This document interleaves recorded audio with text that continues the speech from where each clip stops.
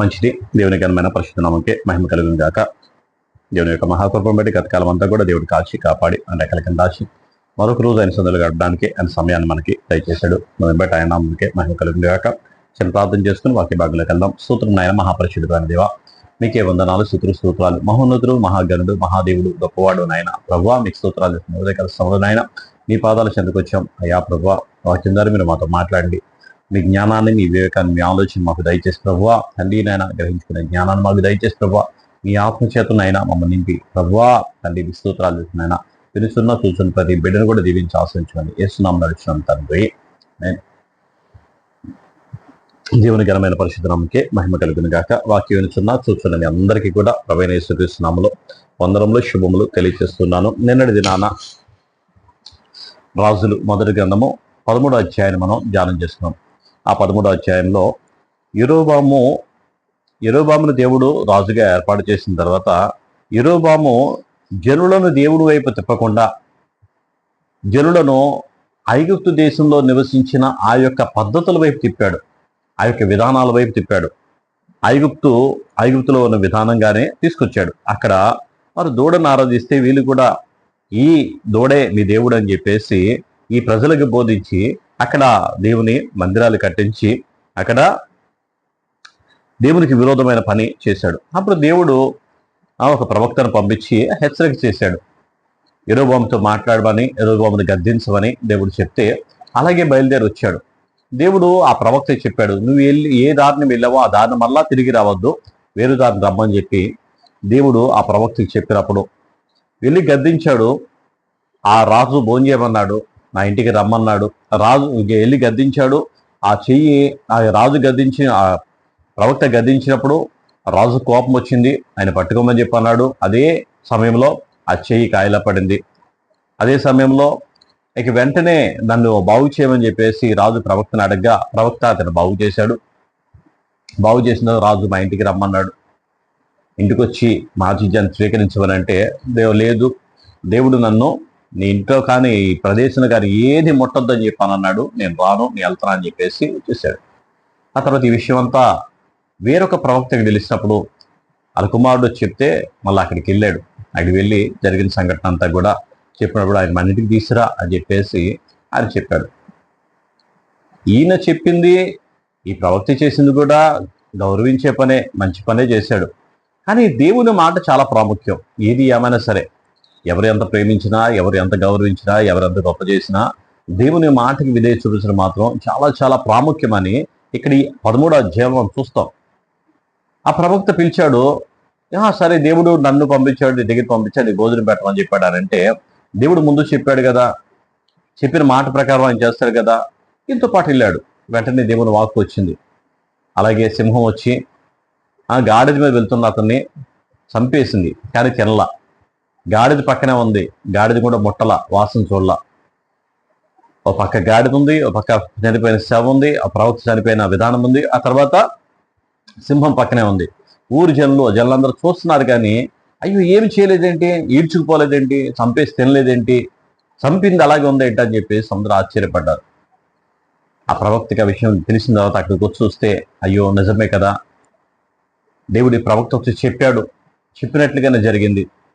తన పిల్లలతో చెప్తున్నాడు అన్నమాట, నేను కూడా చనిపోయినప్పుడు ఈ ప్రవక్తను ఎక్కడైతే పాతి పెట్టారో అక్కడే పాతి పెట్టండి. ఈ నిజముగా దేవుని సేవకుడు, నిజముగానే ఆయన దేవుని మాట వెనక్కి జరిగింది. నేనే ఆ పాపం చేశానని చెప్పేసి అతనితో పాటు నన్ను కూడా పాతి పెట్టమని చెప్పేసి చెప్పాడు.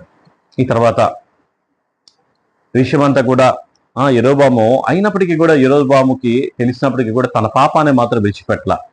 ఇంకా దేవునికి విరోధంగానే యెరోబాము బ్రతుకుతున్నాడు. 14వ అధ్యాయం మనం చూసినట్లయితే ఆ కాలమున యెరోబాము కుమారుడైన అబియా కాయలా పడగా యెరోబాము తన భార్యతో ఇట్లనెను, నీవు లేచి యెరోబాము భార్యవని తెలియబడకుండా మారువేషం వేసుకొని షిలోహునకు పొమ్ము. ఈ జనుల మీద నేను రాజునగుదనని నాకు సమాచారం తెలియజెప్పిన ప్రవక్త అహియా అక్కడున్నాడు. కాబట్టి నీవు 10 రొట్టెలను అప్పములను ఒక బుడ్డె తేనెయు చేత పట్టుకొని అతన్ని దర్శించుము. బిడ్డ ఏమగునో అతడు నీకు తెలియజేయునని చెప్పగా యెరోబాము భార్య ఆ ప్రకారం లేచి షిలోహునకు పోయి అహియా ఇంటికి వచ్చెను. అహియా వృద్ధాప్యము చేత కండ్లు కానరాని వాడై ఉండెను. అంతటా యెహోవా అహియాతో సెలవిచ్చినదేమనగా, యెరోబాము కుమారుడు కాయిలాగా ఉన్నాడు గనుక అతని గూర్చి నీ చేత విచారించుటకై యెరోబాము భార్య వచ్చుచున్నది. ఆమె మారువేషం వేసుకొని మరి ఒకటి అయినట్లుగా వచ్చుచున్నది గనుక నేను నీకు సెలవిచ్చినట్లు నీవు ఆమెతో చెప్పవలను. అంతలో అహియా ద్వారము లోపలికి వచ్చు ఆమె కాలి చప్పుడు విని ఆమెతో ఇట్లనెను, యెరోబాము భార్య లోపలికి రమ్ము. నీవు వేషం వేసుకుని వచ్చుటేలా కఠినమైన మాటలు నీకు చెప్పవలనని నాకు ఆజ్ఞాయను. నీవు వెళ్ళి యెరోబాముతో చెప్పవలసినదేమనగా, ఇశ్రాయేలు దేవుడైన యెహోవా ఈ ప్రకారం సెలవిచ్చినాడు, నేను నిన్ను జనులలో నుండి తీసి హెచ్చింప చేసి ఇశ్రాయేలు వారును నా సంతతి జనుల మీద ఇశ్రాయేలు వారు నా జనుల మీద నిన్ను అధికారిగా నియమించి దావీదు సంతతి వారి యొద్ద నుండి రాజ్యమును తీసి నీకు ఇచ్చి ఉండినను, నా ఆజ్ఞలు గైకొని మనపూర్తిగా నన్ను అనుసరించి నా దృష్టికి ఏది అనుకూలమో దాన్ని మాత్రమే చేసిన నా సేవకుడైన దావీదు చేసినట్టు నీవు చేయక నీకంటే ముందుగా ఉండిన వారందరికంటే అధికముగా కీడు చేసి ఉన్నావు. నన్ను బొత్తిగా విసర్జించి ఇతర దేవతలను పోత విగ్రహములను పెట్టుకొని నాకు కోపం పుట్టించి ఉన్నావు. కాబట్టి యెరోబాము సంతతి వారి మీద నేను కీడు రప్పించుచు ఇశ్రాయేలు వారిలో అల్పులు గాని గనులు గాని లేకుండా మగవారిని అందరినీ యెరోబాము వంశములో నుండి నిర్మూలము చేసి పెంట అంతయు పోవునట్లుగా ఒకడు అవతలకు దాన్ని ఊడ్చివేయనట్లుగా యెరోబాము సంతతిలో శేషించిన వారిని నేను ఊడ్చివేయుదును. పట్టణమందు యెరోబాము సంబంధులలో మరణమగు వారిని కుక్కలు తినును, బయట భూమిలో మరణమగు వారిని ఆకాశ పక్షులు తినును.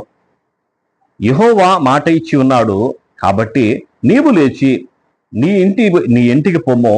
నీ పాదములు పట్టణములో ప్రవేశించినప్పుడే నీ బిడ్డ చనిపోవును. అతని నిమిత్తం ఇశ్రాయేలు వారందరూ అంగలార్చుచు సమాధిలో అతని పెట్టుదురు. ఇశ్రాయేలు దేవుడైన యెహోవా యెరోబాము సంబంధుల్లో ఇతని యందు మాత్రమే అనుకూలమైన దాన్ని కనుగొనెను గనుక యెరోబాము సంతతి వారిలో ఇతడు మాత్రమే సమాధికి వచ్చును. ఇదియుగాక యెహోవా తన నిమిత్తము ఒకని ఇశ్రాయేలు వారి మీద రాజుగా నియమింపబోచున్నాడు. ఆ దినమునే అతడు యెరోబాము సంతతి వారిని నిర్మూలన చేయును. కొద్ది కాలములోనే ఆయన అది నియమింపబోవును. ఇశ్రాయేలు వారు దేవతా స్తంభములను నిలిపి యెహోవాకు కోపం పుట్టించి ఉన్నారు గనుక నీటి యందు రెల్లు అల్లాడునట్లు యెహోవా ఇశ్రాయేలు వారిని మొత్తి ఒకడు వేరును పెళ్లగించినట్లు వారి పితరులకు తాను ఇచ్చిన ఈ మంచి దేశంలోండి వారిని పెళ్లగించి వారిని యూఫ్రటీసు నది అవతలకు చెదరగొట్టును. మరియు తానే పాపము చేసి ఇశ్రాయేలు వారు పాపం చేయుటకై కారకుడైన యెరోబాము పాపము బట్టి ఆయన ఇశ్రాయేలు వారిని అప్పగింపబోచున్నాడు. అప్పుడు యెరోబాము భార్య లేచి వెళ్ళిపోయి తిర్సా పట్టణంలోకి వచ్చెను. ఆమె లోగిట ద్వారము గడప యొద్దకు రాగానే ఆ చిన్నవాడు చనిపోయెను. జనులు అతని సమాధిలో పెట్టి యెహోవా తన సేవకుడైన ప్రవక్త అహియా ద్వారా సెలవిచ్చిన ప్రకారము ఇశ్రాయేలు వారందరూ అతని కొరకు అంగలార్చిరి. యెరోబాము చేసిన ఇతర కార్యములను గూర్చియు అతడు జరిగించిన యుద్ధములను గూర్చియు ప్రభుత్వముల గూర్చియు ఇశ్రాయేలు వారి రాజుల వృత్తాంత గ్రంథమందు వ్రాయబడి ఉన్నది. యెరోబాము ఏలిన దినములో 22 సంవత్సరంలో అతడు తన పితరులతో కూడా నిద్రించగా అతనికి మారుగా అతని కుమారుడైన నాదాబు రాజాయను. హల్లెలూయా. చూడండి, ఇక్కడ జరిగిన దేవుడు గద్దిస్తాడు, దేవుడు బుద్ధి చెప్తాడు, దేవుడు హెచ్చరిక చేస్తాడు. చేసినప్పుడు ఆ మనిషి మారు మనసు పొంది తన మనసు త్రిప్పుకొని దేవుని తట్టు తిరిగితే క్షమించబడతాడు. అలా కాకుండా ఇంకను విరోధంగా పాపం చేస్తే దానికి ప్రాయశ్చిత్తం అనేది ఉండదు. చూడండి, దేవుడు గద్దించాడు కానీ తన పాపం మాత్రం మానలా. ఆ శాపం తన కుమారుడి మీదకి వచ్చింది. ఆ కుమారుడు మాత్రమే మంచివాడంట, దేవుడు వాక్యం అని చెప్తుంది. అతను మాత్రమే ఆ కుమారుడి మీద శాపం వచ్చింది. ఆ కుమారుడు కాయిలా పడ్డాడు, రోగం వచ్చింది. ఇతను బతుకుతాడో లేదో, నన్ను రాజుగా నియమించిన ప్రవక్త ఉన్నాడు, ఆయన దగ్గరికి నువ్వు వెళ్ళు అని చెప్పేసి తన భార్యను పంపించాడు. యెరొబెయాము రావాలి కదా, యెరొబెయాము వేడుకోవాలి కదా, రాజ్య అధికారం, గర్వం, అహంకారం. కాబట్టి ఆయన రాలా. రాజుగా నియమించింది తన ప్రవక్త ద్వారా సెలవిచ్చిన మాటను బట్టి అదే ప్రవక్త దగ్గరికి వచ్చి అడగడానికి ఆయనకి అహంకారం రాలా. అప్పుడు రాకుండా ఉన్నప్పుడు దేవుని వాక్కు ప్రవక్తకి వచ్చింది. ఆయన చాలా ముసలివాడైపోయాడు, కన్నులు కూడా కానరానప్పుడు దేవుడు వాక్కు ఆయనకు వచ్చి, ఇదిగో యెరొబెయాము భార్య నీ దగ్గరికి వస్తుంది, ఆమె ముసుగు వేసుకొని వస్తుంది, వేరొకటి అయినట్లుగా వస్తుంది, నువ్వు నేను చెప్పిన మాటలు ఆమెకు చెప్పు అని చెప్పి ఆమెకు చెప్పాడు. చెప్పినప్పుడు ఆమె గుమ్మంలోకి రాగానే ఏమి దాచిపెట్ల, యెరొబెయాము భార్య రమ్మ, నువ్వు వేరొకటి అయినట్లుగా ఎందుకు రావడం, నువ్వే అన్నట్లుగా రావచ్చుగా. అంటే దేవుని దగ్గర దాపరికాలు ఉంటాయా? దేవుడు చూడకుండా ఉంటాడా? దేవుడు కనుగొనకుండా ఉంటాడా? మనుషులుగా మనమైతే ఎన్ని వేషాలు వేసినప్పటికీ కూడా దేవుడు చూస్తున్నాడు భయం లేకుండా. ఇక్కడ చేసిన పని ఆమె అదే. తన కుమారుడు చనిపోవడానికి ఒక విధంగా చూస్తే ఆమె కూడా కారణమే. ఆమె పశ్చాత్తాపడడానికి రాలా, దేవుడి దగ్గర ఏడవడానికి రాలా, దేవుడి దగ్గర ఏం చేస్తే బ్రతుకుతాడో అని అడగడానికి రాలా. నా కుమారుడు బ్రతుకుతాడా బతకడా, పశ్చాత్తాపంతో వస్తే ఏడుస్తూ, అయ్యా నువ్వు నాకు వాడిని భర్తను రాజుగా చేసావయ్యా, నువ్వే చెప్పు, నువ్వు దేవుని వేడుకో అని చెప్పేసి గుమ్మం దగ్గర రాగానే ఆయన పాదాల మీద పడేది లేదు, గుమ్మం దగ్గర నిలబడి ఉంది. ముందుగానే చెప్తున్నాడు.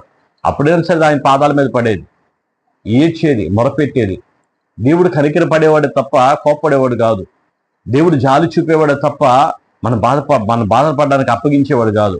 కానీ మనిషిలో ఉన్న గర్వం ఉంది కదా, మనిషిలో ఉన్న అహంకారం ఉంది కదా, అది మనిషిని ఎంతగైతే అంతగా నాశనం చేసింది అని చెప్తున్నాడు. నువ్వు ఇక్కడ నుండి వెళ్ళిన తర్వాత గవిని దగ్గరికి వెళ్ళేటప్పటికే నీ కుమారుడు చనిపోయాడని చెప్పేసి వార్త వస్తే ఆ కుమారుడిని ఆ జనులందరూ కూడా సమాధిలో పెడతారు. జనులందరూ అంగలారుస్తూ సమాధిలో పెడతారు. ఆ ఒక్కడిని మాత్రమే. ఆ తర్వాత ఆ ఇంటి వారిలో కానీ, ఆ కుమారులో కానీ, తన బంధువులో కానీ ఎవ్వరు కూడా సమాధిలోకి నెమ్మదిగా చేరరు అని చెప్పి దేవుడు చెప్పాడు. దేవుడు నాకు సెలవిచ్చాడు, అదే మాట నీకు చెప్తున్నా అని చెప్పి యెరొబెయాము భార్యతో చెప్పినప్పుడు చెప్పిన మాట ప్రకారం నీకేం మాట్లాడలేదు, వెళ్ళిపోయింది. కనీసం అంగలార్చినట్టు కూడా అక్కడ రాయబడలేదు, అక్కడ ఏడ్చినట్టు కూడా రాయబడలేదు, బాధపడినట్టు కూడా రాయబడలేదు, దుఃఖపడినట్టు కూడా, దేవుని దగ్గర వేడుకున్నట్టు కూడా అక్కడ రాయబడలేదు. లేచి వెళ్ళి తన ఊరి దగ్గరికి వెళ్ళగానే తన కుమారుడు చనిపోయాడు. వీళ్ళందరూ అంగలాలు సూచి సమాధి పెట్లు పెట్టి తీసుకెళ్తున్నారు.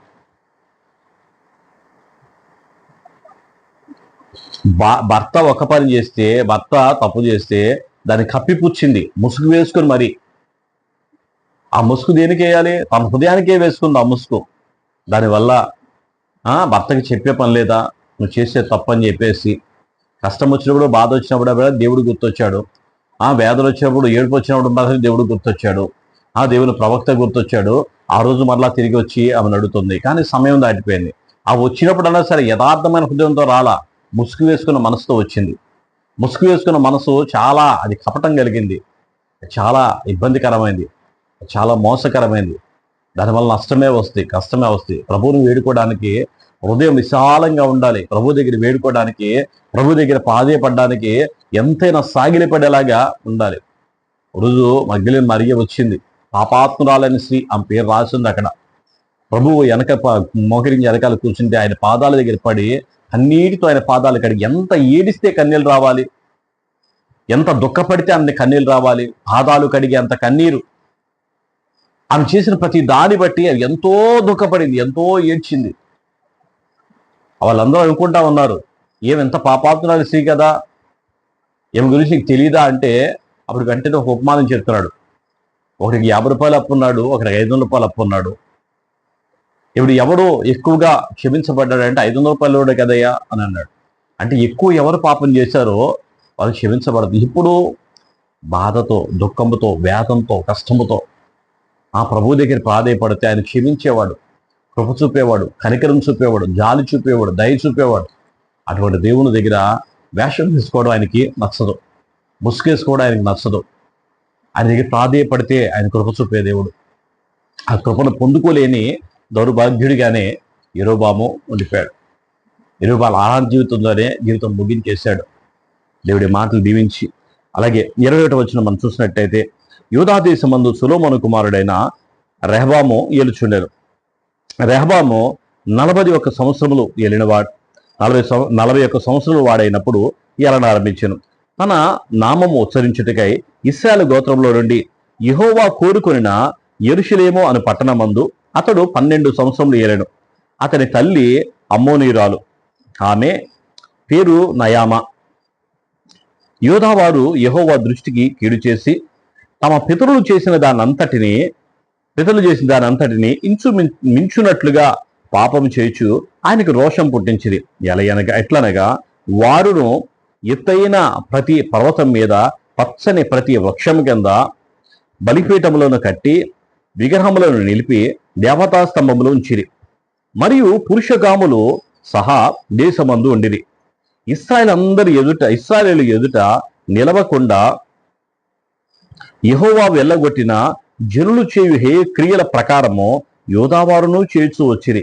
రాజరి రెహబాము యొక్క 5వ సంవత్సరమందు ఐగుప్తు రాజైన షీషకు యెరూషలేము మీదికి వచ్చి యెహోవా మందిరపు ఖజానాలోని పదార్థములను రాజనగరు యొక్క ఖజానాలోని పదార్థములను ఎత్తుకొని పోయిను.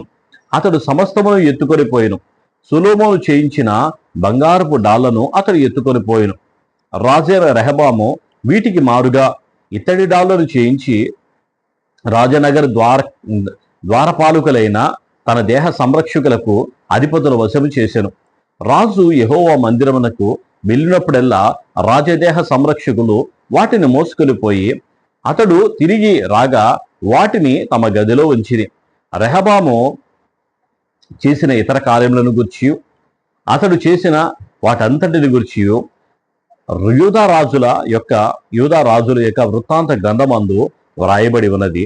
వారు బ్రతికినంత కాలము యెరోబామునకు యుద్ధము జరుగుచుండెను.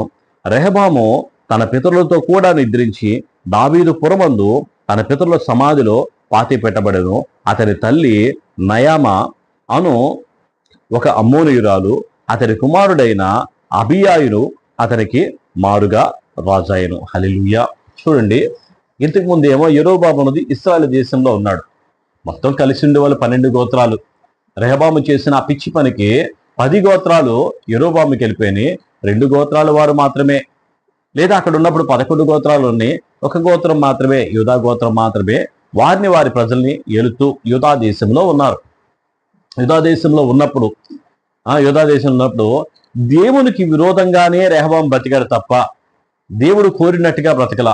ఆయన చేసిన పని రకరకాల దేవతా స్తంభం కనబడిన ప్రతి కొండ మీద కట్టారంట, అలాగే కనబడిన ప్రతి చెట్టు కింద పెట్టారంట. బలిపీఠాలు కట్టి దేవతా స్తంభాలు నిలిపి దేవునికి విరోధమైన ఏం చేయకూడదు అవన్నీ కూడా చేశాడు. పురుషగాములను కూడా, అంటే మగవాళ్ళని సంభోగించేలాగా, లేదా ఇంకోటి కూడా చెప్పచ్చు ఇందులోనే, అంటే ఆడవారు పురుషుల్లాగా లేదా పురుషులు ఆడవారిలాగా వారు ఉండి వారు అక్కడ చాలా వారే దేవతలైనట్టుగా వారి దేవుళ్ళు అయినట్టుగా చేసే అంత దుష్కార్యముగా అక్కడ చేయబడి ఉంది. అలాంటి పరిస్థితి అంతా కూడా ఆ రోజు రెహబాము చేసిన దాన్ని బట్టి షీషక్ అనే రాజు వచ్చి మొత్తం రాజ్యంలో ఉన్న బంగారం అంతా కూడా, ఆ చేసిన పదార్థములన్నీ కూడా, గొప్ప గొప్ప వస్తువులన్నీ కూడా షీషకు రాజ్యం మీద యుద్ధానికి వచ్చి మొత్తం దోచుకుని వెళ్ళిపోయాడు. సొలొమోను చేసిన ఆ బంగారం లెక్క పెట్టడానికి అసలు ఎన్ని మనుగుల బంగారమో ఆ బంగారం అంతా కూడా ఎత్తుకుపోయాడు, మొత్తం కూడా తీసుకుపోయాడు. రెహబాము చేసిన ఆ చిన్న పనికి 12 గోత్రాల వాళ్ళు కలిసి ఉండేవారు. ఎప్పుడూ ప్రేమతో మాట్లాడితే, దేవుడు ప్రేమమయుడే ఉన్నాడు, ఆ ప్రేమ మాత్రం రెహబాములో లేకుండానే ఉంది. దానివల్ల అటుపక్క యెరోబాము దేవుడికి విరోధంగా ఉన్నాడు, ఇక్కడ రెహబాము దేవుడికి విరోధంగా ఉన్నాడు. 12 గోత్రాల వారు కూడా మొత్తం కూడా దేవుని యొక్క విరోధమైన స్థితిలోకి వెళ్ళిపోయిన పరిస్థితిలో ఉన్నాడు. దేవుడు అందరినీ కూడా అలా చూస్తూనే ఉన్నాడు. దేవుడి కృప మనకి తోడే ఉండి నడిపించదు గాక. ప్రార్థన చేసుకుందాం. స్తోత్రం నాయన, మహాపరిశుద్ధమైన దేవ, నీకే వందనాలు, స్తోత్రాలు. మహాదేవుడా, మహోన్నతుడా, గొప్పవాడ, జీవము గల యేసే జీవాధిపతి, సర్వశక్తులకు మా దేవ, సర్వాధికారి, స్తోత్రం నాయన. తండ్రి, మా దేవ, మా ప్రభువ, అధికార సమయంలో పాదాల చెంతకొచ్చాం. అయ్యా మీ కృపతో జ్ఞాపకం చేసుకుని, మీ దయతో జ్ఞాపకం చేసుకుని, మీ ఆత్మాభిషేకంతోనైనా నింపి నడిపించే సహాయం నడిపించి, దేవదేవుడా, సర్వశక్తివంతుడా, మహిమాంతుడా, మహాదేవుడా మీకు స్తోత్రాలు చేస్తున్నాం. మీ గొప్ప కార్యంనైనా, మహిమ కలిగిన మహోన్నతమైన కార్యం జరిగించి మీరే మహిమ పొందమని, కృపతో వదిలి చేసి సహాయం నడిపించి మీరు మహిమ పొందమని, మీ చిత్తం ఇష్టం జరిగించి, తండ్రి మీకు స్తోత్రాలు, దేవదేవుడా మీకు వందనాలు, గొప్పవాడా మీకు స్తోత్రాలు చేస్తున్నాం. మీ కార్యములు జరిగించమని, వాక్యం చూస్తున్న ప్రతి బిడ్డను కూడా దీవించండి. వాక్యంలో మేము నేర్చుకోవడానికి కృపద ఇచ్చామని యేసునామములో వేడుకొంచున్నాం తండ్రి.